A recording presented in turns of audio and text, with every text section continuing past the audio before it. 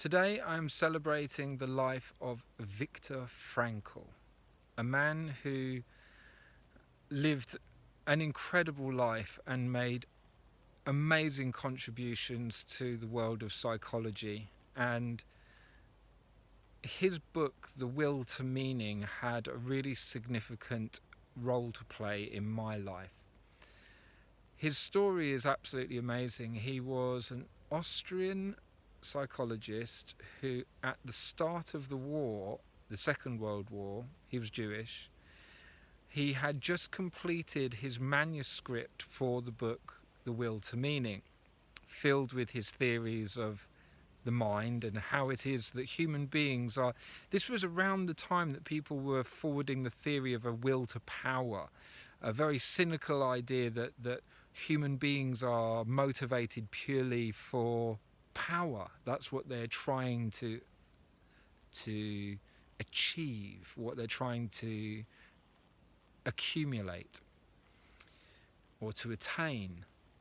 Whereas his idea was that what human beings are struggling with in life more than anything else is a will to meaning, that we're looking for a sense of meaning and purpose in our lives. And it's the absence of meaning and purpose that leads to mental health issues and to suicide.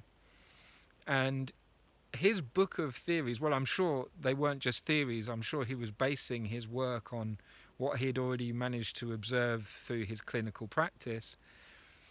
And yet he, through the course of the Second World War, had the opportunity to put those ideas into practice, because he, as many of his Jewish brothers, was rounded up and taken to a concentration camp.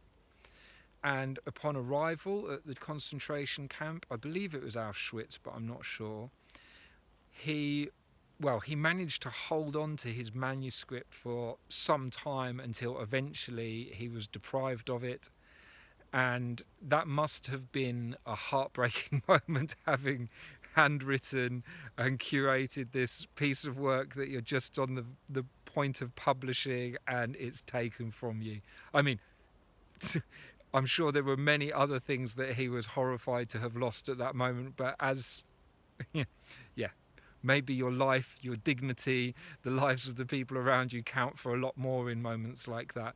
But I'm sure, as a writer who had worked very hard on his manuscript, it must have been a painful thing to lose that.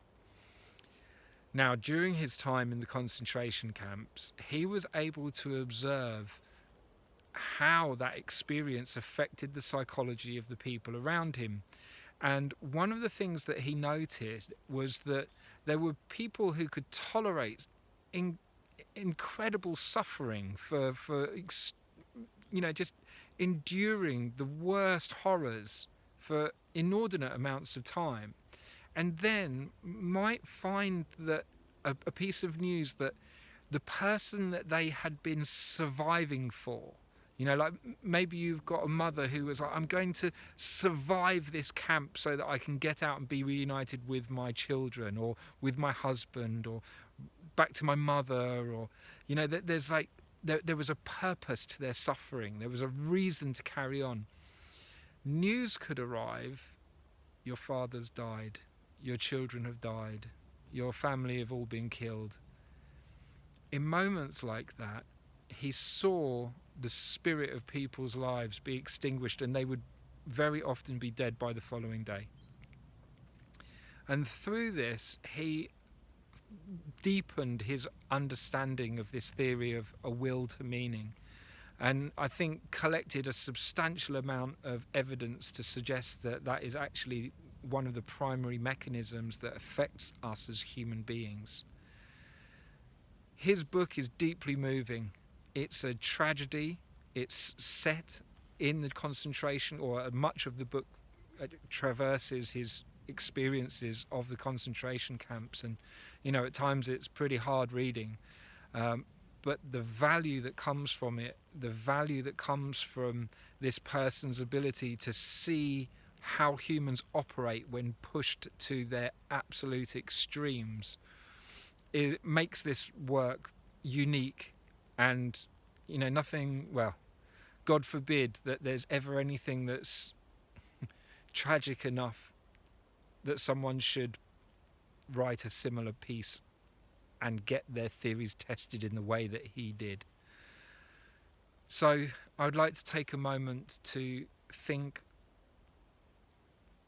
of this great man, Viktor Frankl, to give thanks for his life and his contribution. He spoke on so many topics. If you type in his name into YouTube, it's wonderful that you can actually hear the man speaking, even though he died, I think, even before I was alive.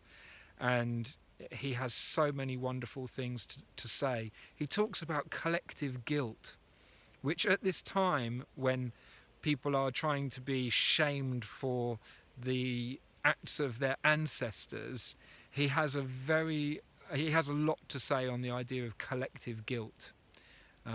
Really worth checking out. He speaks about education. He talks about many things, and always with great heart and great insight. So today I'm celebrating Viktor Frankl.